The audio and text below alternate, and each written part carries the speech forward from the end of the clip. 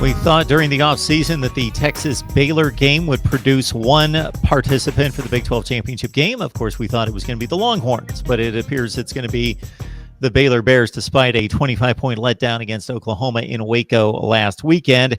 Texas at 6-4, trying to improve its bowl standing, and maybe, just maybe, with an upset win on the road, could eke into another Big 12 championship game if they get a miracle the next week as well. We got Steve Helwick on the line.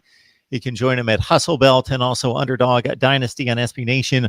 Also a University of Texas proud alum who has covered Texas football for quite some time. Steve, how you doing today?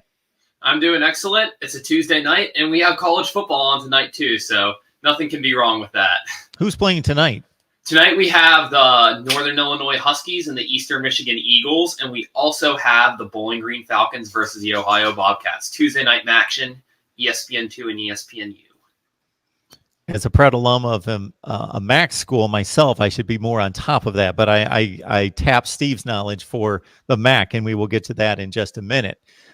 This weekend, again, it's Texas and Baylor going at it, and the Bears are a 6-point favorite in Waco. Texas coming off a very disappointing loss as a 7-point underdog, trailing by double digits, coming back in the fourth quarter, outscoring Iowa State to get within 23-21 as they lose it near the gun. And Steve, just kind of review the Texas season in regards to the positives and mostly the negatives, because we expected this in some corners of College Football Nation to be a potential playoff team, but certainly the second best team in the conference, and it just hasn't quite worked out that way. It has been a rough season, and it's been full of a lot of close losses so far. That Iowa State game was an easily winnable game. Texas jumped off sides late on an Iowa State field goal attempt, which gave the Cyclones a second chance at a win at the buzzer, and the Cyclones capitalized there. So that loss is a summary of how the season's gone so far, as things just haven't bounced their way in some of these road games where they had the one at TCU too, where Sam Ehlinger threw a lot of interceptions. But also, you have to look that Texas isn't as good as last year because they've also had games bounce their way at home. Kansas and Kansas State and Oklahoma State, those were all narrow wins at home. And they just pretty much involved themselves in a close game every single week and haven't really shown much dominance other than their wins over West Virginia, Louisiana Tech, and Rice. So this Texas team isn't New Year's Six bound, unlike last year's, when we thought they were going to build on that win against Georgia and maybe have something special this season. Instead, the offense has been very inconsistent. Some of the play calling has been predictable, and the running game hasn't been established all season. That's been one of the Longhorns' biggest problems. Defensively, just sometimes the secondary gets blown by. That Kansas game, they let the Jayhawks put 48 up on them. And Oklahoma, CeeDee Lamb just had his way with the Longhorns.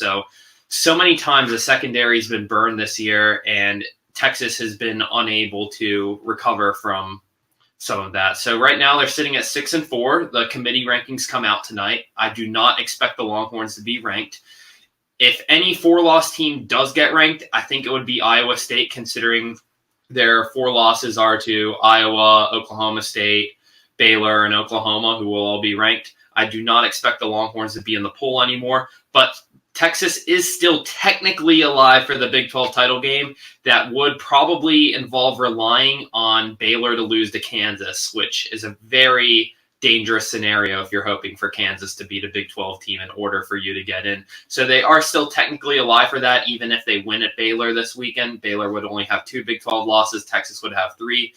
But Longhorns will probably end up in an Alamo Bowl or a Camping World Bowl in this season. Season's not a failure. It's just a slight disappointment compared to where the expectations were in September. Yeah, I got to think, if you really look at the recruiting prowess of Tom Herman, what the team accomplished last year, that you can't go overboard on a season that could finish 7-5, 8-4, something in that range. And we'll see about the bowl destination as you outline. But the program's still on great footing in regards to projected forward because of the talent on the roster, and the recruiting classes are still huge in regards to what Tom Herman has brought in for the first 2 years and what is projected for this coming. We're only now 3 weeks away from National Signing Day, the early signing day in mid-December, December 18th. And the defense has been everybody's banged up to a certain extent at this point in the year, but the defense really hit a ton of devastating injuries very early in the season, didn't it, Steve? Yes, almost the whole secondary missed a lot of time early in the season. They're going to redshirt, I believe, Josh Thompson, one of their corners/safeties for the rest of the season, and just have him go ahead next year. Caden Stearns missed some time. BJ Foster. When they played Kansas, when they played TCU in games where they struggled against the Jayhawks and Horned Frogs as passing offenses. Secondary is getting a little healthier now. And they did mostly a good job against Iowa State, but if you saw the first play of the third quarter, that game was one of the worst secondary breakdowns I've seen in all of college football this year, where they let Brock Purdy scramble around the backfield and Purdy just slung it to Deshaunte Jones. Jones looked like he was fielding a punt. He was the only person in the frame of the screen there. He looked like he was fielding a punt, 75-yard touchdown to the house.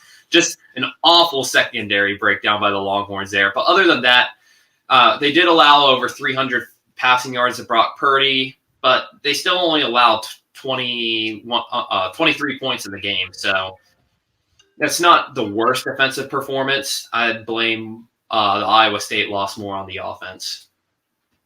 All right, I'll edit right there. There we go. Okay. Got Steve Helwick on the line, a University of Texas graduate who covered the Longhorns there at school for 4 years at the campus television station, and also for the Daily Texan. Does his work as well with Hustle Belt and the Underdog Dynasty on SB Nation, talking Texas football with a matchup with Baylor. So the Bears, 25-point lead blown at home against Oklahoma. Still, despite some disrespect from the College Football Playoff Selection Committee prior to that game, coming in as 13th ranked despite an undefeated season, they still have it all in front of them in regards to sweeping the next two games, getting the rematch against Oklahoma, getting possibly to a college football playoff as Big 12 champion is 13-1. Just your thoughts about the rest of the conference in regards to the Oklahoma-Baylor dynamic and where you think the Big 12 plays into the college football playoff. Starting with Baylor, I want to highlight a quote that Tom Herman said in his press conference this week that I thought was really interesting, where he said, Baylor's had a very similar season to us. And if you look at the scores of the game, Tom Herman isn't wrong. Baylor's played in so many close games, just like Texas, except how many have bounced in their favor. That double overtime game against Texas Tech that ended with a controversial calls. TCU, they faced a 4th down and 6 or 7, I believe, where they got Denzel Mims and got him to extend it to a third overtime there. And then there was a Rice game. They only beat Rice Owls by 8 points. Iowa State, they won on a game-winning field goal. Baylor is just won by the skin of their teeth so many games. Their luck finally ran out with that 25-point blown lead last week. But for the rest of the Big 12, right now you have, I think, Oklahoma still here in the conference. Even though Oklahoma's played some close games against Iowa State, Kansas State, and Baylor, it seems like they're the clear-cut best team at the end. Because Oklahoma, all they needed was maybe an extra 1 minute, 2 minutes, and they probably take that Kansas State game to overtime and maybe win it there. That Baylor game, you can give this Oklahoma team any deficit. And with Lincoln Riley's offense, they're going to come back from that and probably win. So Oklahoma's still the kingpin of the Big 12 conference. And Baylor looks to be on their own at the second tier right now. Baylor beat Oklahoma State. They beat Kansas State. Those are some of their 3 touchdown wins that they had. Their more convincing wins have been against some of the better teams in the conference. And then you just get to that tier where it's Texas, Iowa State, Kansas State, Oklahoma State, all those teams that are beating each other this season. They're all 6-4 right now, and they're all good teams. They all are teams that I would take to win some good bowl games this year. But the Big 12 has a lot of parity more than ever. There was that 1 week this year where Kansas beat Texas Tech, TCU beat Texas, Kansas State beat Oklahoma. We saw 3 Big 12 field storms in 1 week. That just shows that this conference is becoming more like the Pac-12, where any team can beat any team. But I still think Oklahoma has that upper edge on other teams. But I do think that the conference is probably not in the CFP this year when you asked about the college football playoff standing with the Big 12, just because I don't think with all these scenarios that have to unfold, Alabama pretty much just has to beat Auburn, and then they're in with one loss, and so's the SEC champ, and then you have Ohio State and Clemson. And the Big 12 champ would likely be behind a one-loss Pac-12 champ because Oregon and Utah are currently above Oklahoma. So I just don't see the Big 12 getting that playoff bid this year. Oklahoma is the only team from the Big 12 to ever get that playoff bid, but I just don't think 2019 is the year with all these really good one-loss and undefeated teams at the top.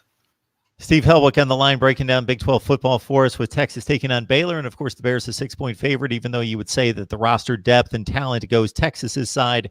The Longhorns come in at 6-4, so don't be surprised if this would be a possible upset, slight upset in this one, and Baylor hanging on by a fingernail in all the games that Steve ran down for us, but couldn't hang on against Oklahoma.